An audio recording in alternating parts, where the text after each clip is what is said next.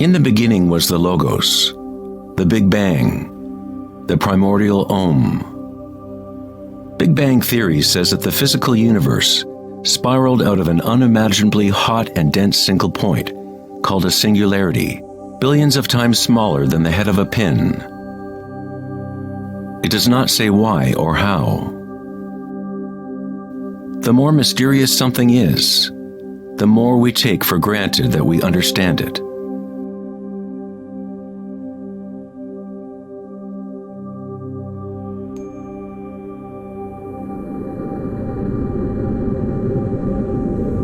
It was thought that eventually gravity would either slow the expansion or contract the universe in a big crunch. However, images from the Hubble Space Telescope show that the universe's expansion seems to be actually accelerating, expanding faster and faster as it grows out of the Big Bang. Somehow, there is more mass in the universe than physics predicted. To account for the missing mass, physicists now say that the universe consists of only 4% atomic matter, or what we consider normal matter. 23% of the universe is dark matter, and 73% is dark energy, what we previously thought of as empty space. It is like an invisible nervous system that runs throughout the universe, connecting all things.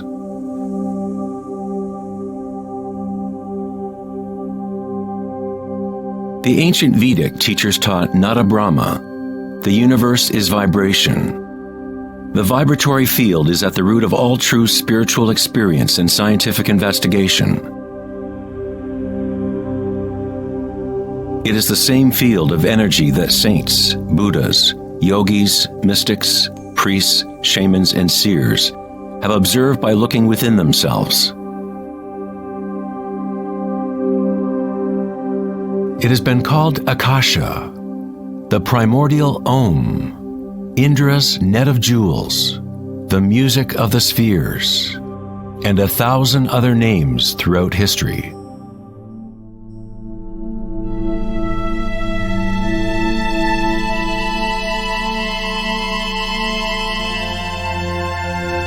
It is the common root of all religions.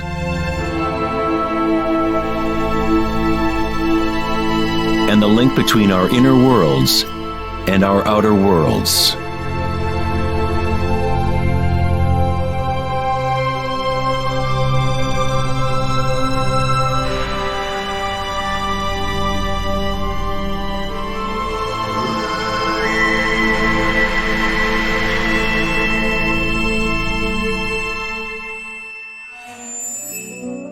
In Mahayana Buddhism in the 3rd century, they described a cosmology not unlike the most advanced physics of modern day. Indra's net of jewels is a metaphor used to describe a much older Vedic teaching, which illustrates the way the fabric of the universe is woven together. Indra, the king of the gods, gave birth to the sun and moves the winds and the waters. Imagine a spider web that extends into all dimensions. The web is made up of dewdrops, and every drop contains the reflection of all the other water drops. And in each reflected dewdrop, you will find the reflections of all the other droplets.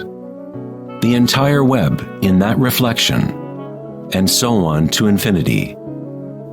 Indra's web could be described as a holographic universe, where even the smallest stream of light contains the complete pattern of the whole.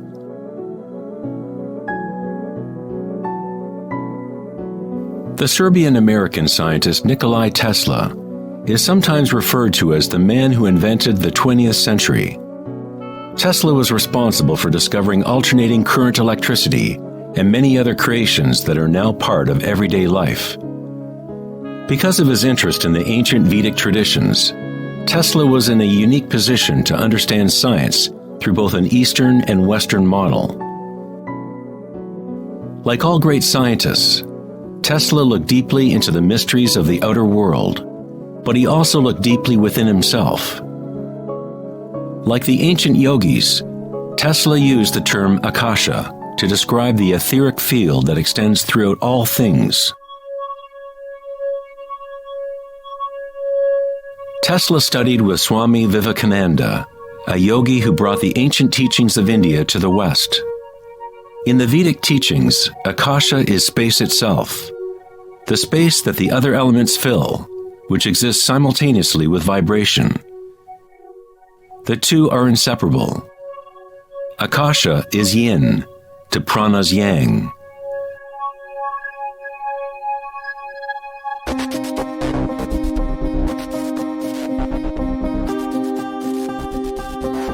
A modern concept that can help us to conceptualize Akasha, or the primary substance, is the idea of fractals.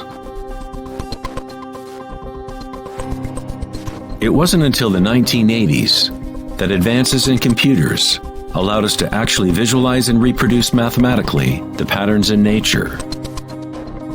The term fractal was coined in 1980 by mathematician Benoit Mandelbrot, who studied certain simple mathematical equations that, when they are repeated, produce an unending array of changing mathematical or geometrical forms within a limited framework. They are limited, but at the same time, infinite. A fractal is a rough geometric shape that can be split into parts, each of which is at least approximately a reduced size copy of the whole pattern, a property called self-similarity.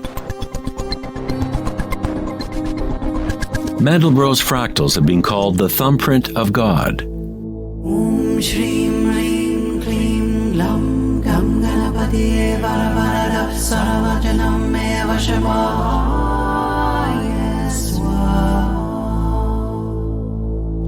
You are seeing artwork generated by nature itself. If you turn the Mandelbrot figure a certain way, it looks sort of like a Hindu deity or Buddha. This figure has been termed the Buddha-bro figure. Om Shrim Rim Klim Lam Gam Ganapatiye Varavarada Saravajanam Eva Shivaya Swaha.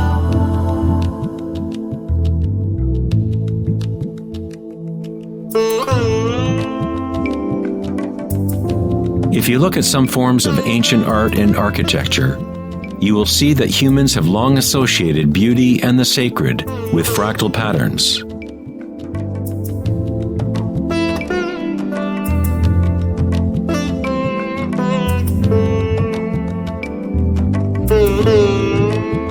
Infinitely complex, yet every part contains the seed to recreate the whole. Fractals have changed mathematicians' views of the universe and how it operates. With each new level of magnification, there are differences from the original. Constant change and transformation occurs as we traverse from one level of fractal detail to another. This transformation is the cosmic spiral, the embedded intelligence of the matrix of time-space.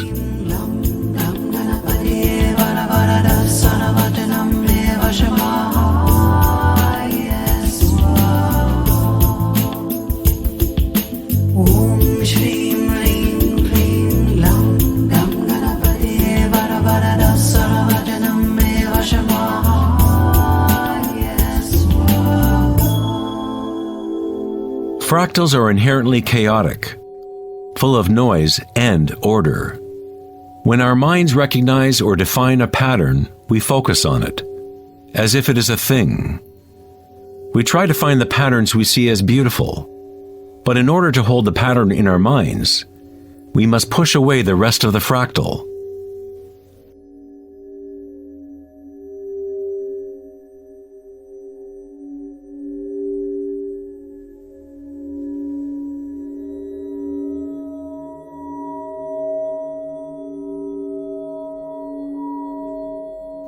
To comprehend a fractal with the senses is to limit its movement.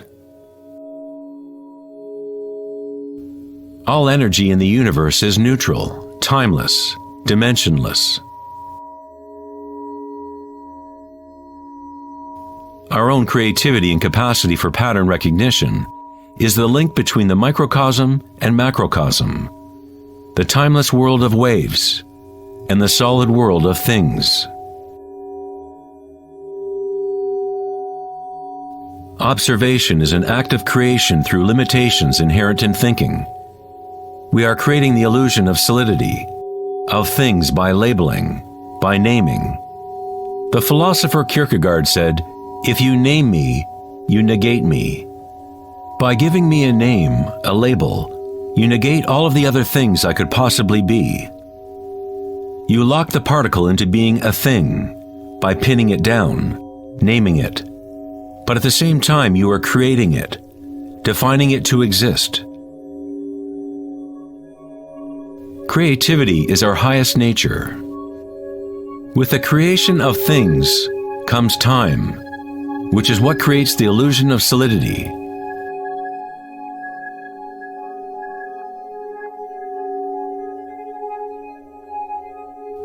Einstein was the first scientist to realize that what we think of as empty space is not nothing. It has properties. And intrinsic to the nature of space is nearly unfathomable amounts of energy. The renowned physicist Richard Feynman once said, "There is enough energy in a single cubic meter of space to boil all the oceans in the world." Advanced meditators know that in the stillness lies the greatest power. The Buddha had yet another term for the primary substance, what he termed kalpas, which are like tiny particles or wavelets that are arising and passing away trillions of times per second.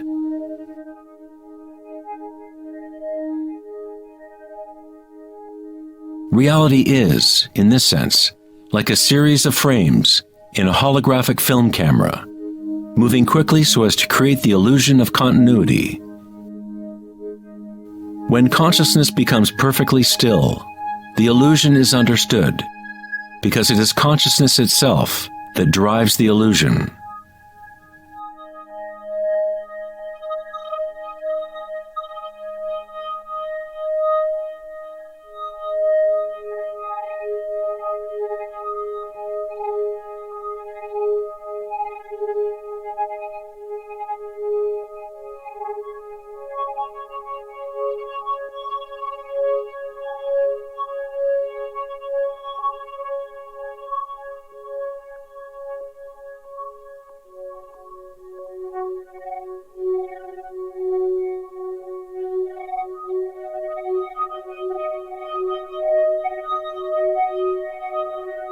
In the ancient traditions of the East, it has been understood for thousands of years that all is vibration. Nada Brahma, the universe is sound. The word nada means sound or vibration, and Brahma is the name for God. Brahma simultaneously is the universe and is the creator. The artist and the art are inseparable. In the Upanishads, one of the oldest human records from ancient India, it is said, Brahma the creator, sitting on a lotus, opens his eyes, and a world comes into being. Brahma closes his eyes, and a world goes out of being. Ancient mystics, yogis, and seers have maintained that there is a field at the root level of consciousness. The Akashic field, or the Akashic records, where all information, all experience, past, present, and future, exists now and always.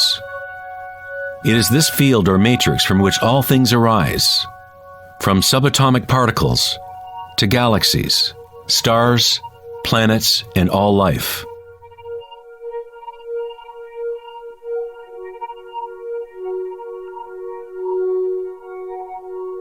You never see anything in its totality, because it is made up of layer upon layer of vibration, and it is constantly changing, exchanging information with Akasha. A tree is drinking in the sun,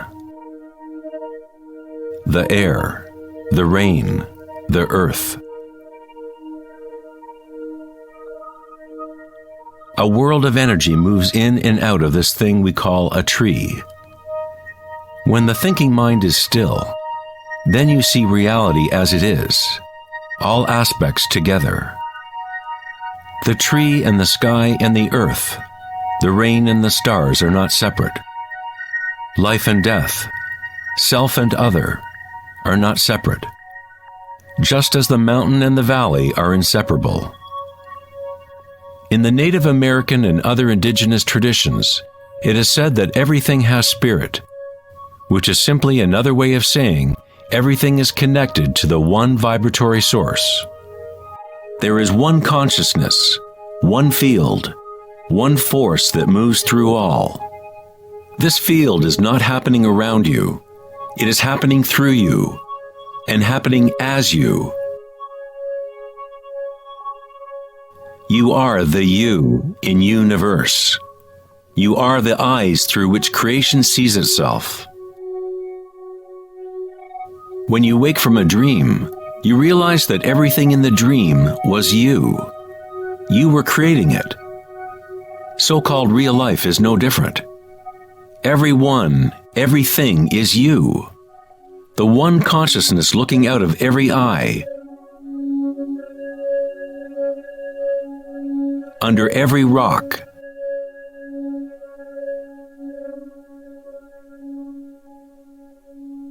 Within every particle.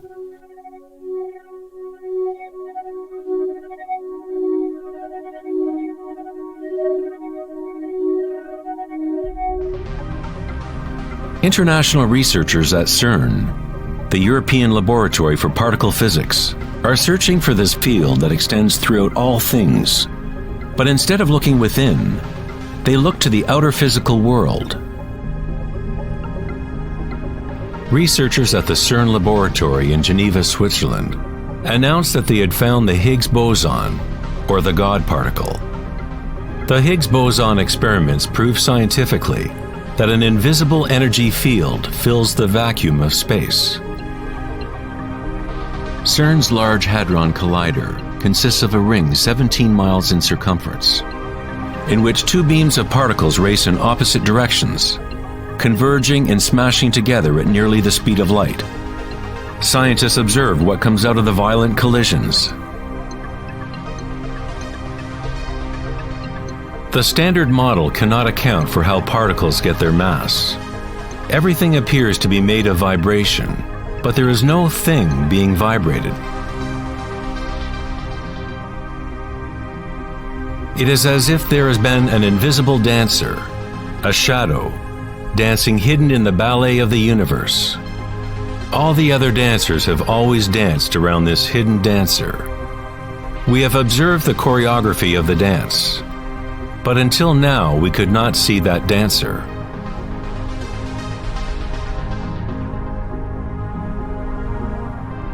The so-called God particle, the properties of the base material of universe, the heart of all matter which would account for the unexplained mass and energy that drives the universe's expansion. But far from explaining the nature of the universe, the discovery of the Higgs boson simply presents an even greater mystery, revealing a universe that is more mysterious than we ever imagined. Science is approaching the threshold between consciousness and matter. The eye with which we look at the primordial field and the eye with which the field looks at us are one and the same.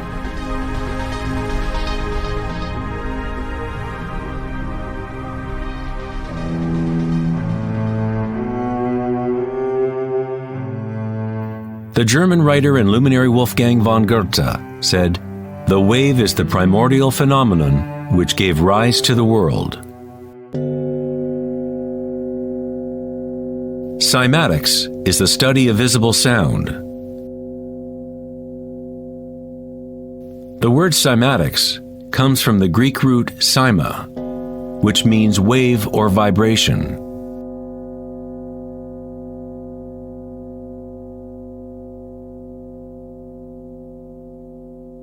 One of the first Western scientists to seriously study wave phenomena was Ernst Chladni, a German musician and physicist who lived in the 18th century. Chladni discovered that when he spread sand on metal plates and then vibrated the plates with a violin bow, the sand arranged itself into patterns. Different geometrical forms appeared depending on the vibration produced.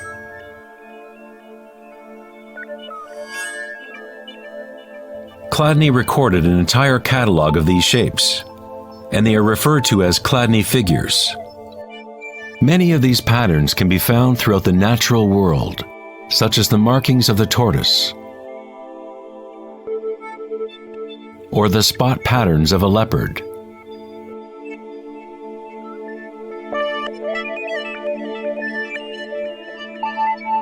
Studying Chladni patterns or cymatic patterns is one secret way in which high-end guitar, violin, and other instrument makers determine the sound qualities of the instruments they make.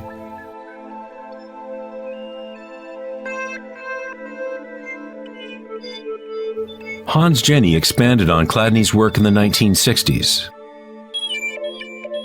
Using various fluids and electronic amplification to generate sound frequencies, and coined the term cymatics. If you run simple sine waves through a dish of water, you can see patterns in the water. Depending on the frequency of the wave, different ripple patterns will appear. The higher the frequency, the more complex the pattern. These forms are repeatable, not random.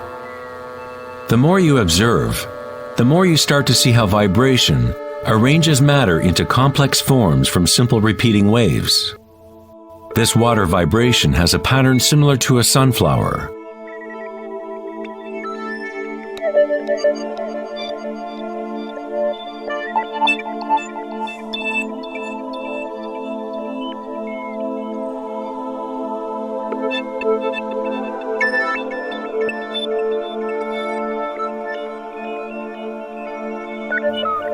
Simply by changing the sound frequency, we get a different pattern.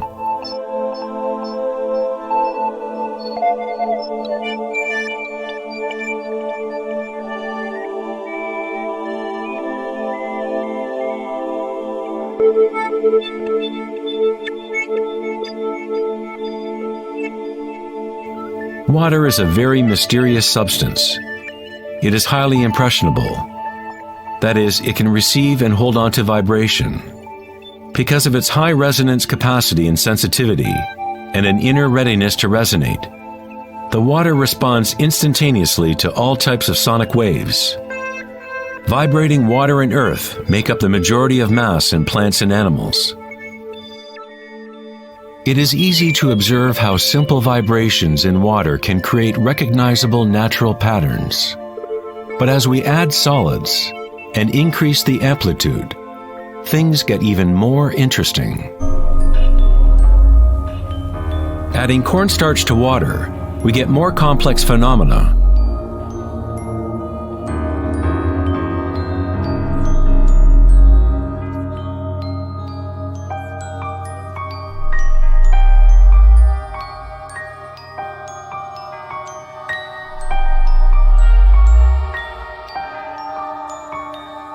Perhaps the principles of life itself can be observed as vibrations move the cornstarch blob into what appears to be a moving organism.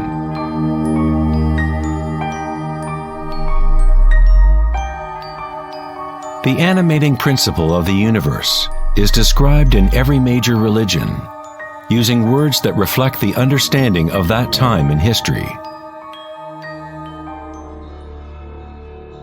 In the language of the Incas, the largest empire in pre-Columbian America, the word for human body is Alpa Kamasca, which means literally, animated earth. In Kabbalah, or Jewish mysticism, they talk about the divine name of God, the name that cannot be spoken. It cannot be spoken because it is a vibration that is everywhere. It is all words, all matter. Everything is the sacred word. The tetrahedron is the simplest shape that can exist in 3 dimensions. Something must have at least 4 points to have physical reality. The triangle structure is nature's only self-stabilizing pattern.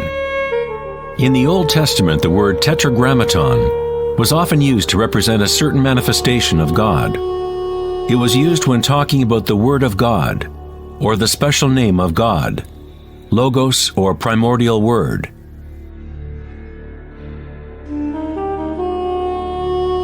The ancient civilizations knew that at the root structure of the universe was the tetrahedral shape. Out of this shape, nature exhibits a fundamental drive toward equilibrium, Shiva, while it also has a fundamental drive towards change, Shakti.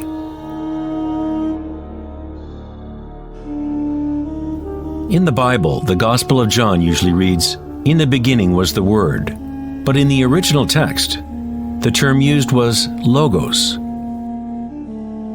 The Greek philosopher Heraclitus, who lived around 500 years before Christ, referred to the logos as something fundamentally unknowable, the origin of all repetition, pattern, and form.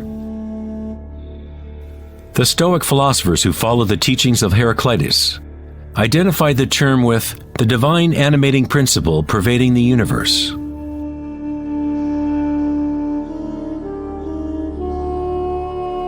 In Sufism, the Logos is everywhere and in all things. It is that out of which the unmanifest becomes manifest.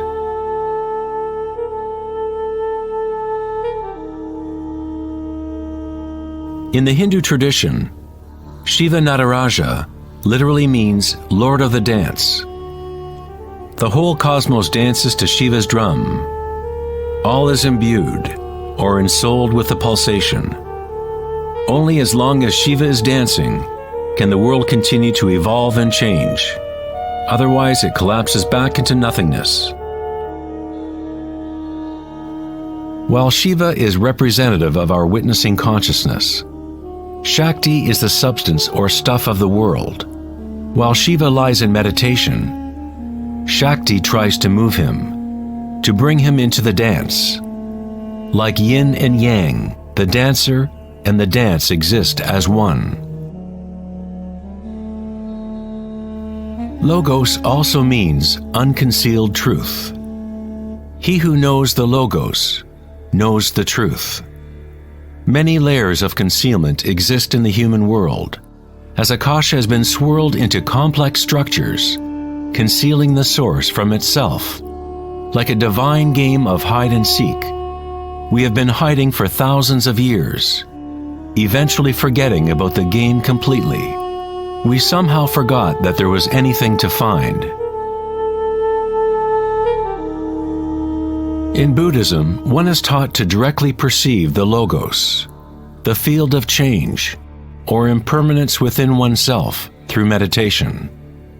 When you observe your inner world, you observe subtler and subtler sensations and energies as the mind becomes more concentrated and focused. Through the direct realization of anicca, or impermanence at the root level of sensation, one becomes free of attachment to transient external forms. Once we realize there is one vibratory field that is the common root of all religions, how can we say, my religion, or this is my primordial Om, my quantum field?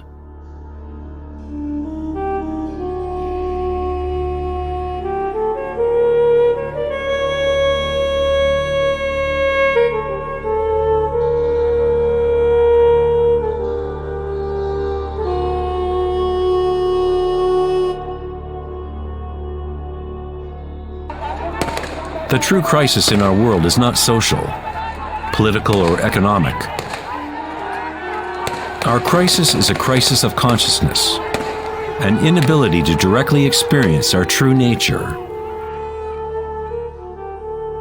an inability to recognize this nature in everyone and in all things.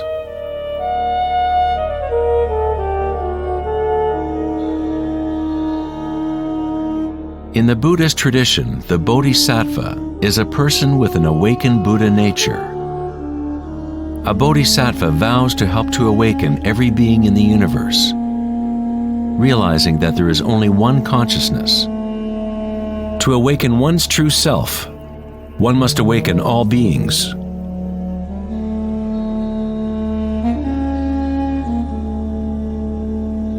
There are innumerable sentient beings in the universe. I vow to help them all to awaken. My imperfections are inexhaustible. I vow to overcome them all. The Dharma is unknowable. I vow to know it. The way of awakening is unattainable. I vow to attain it.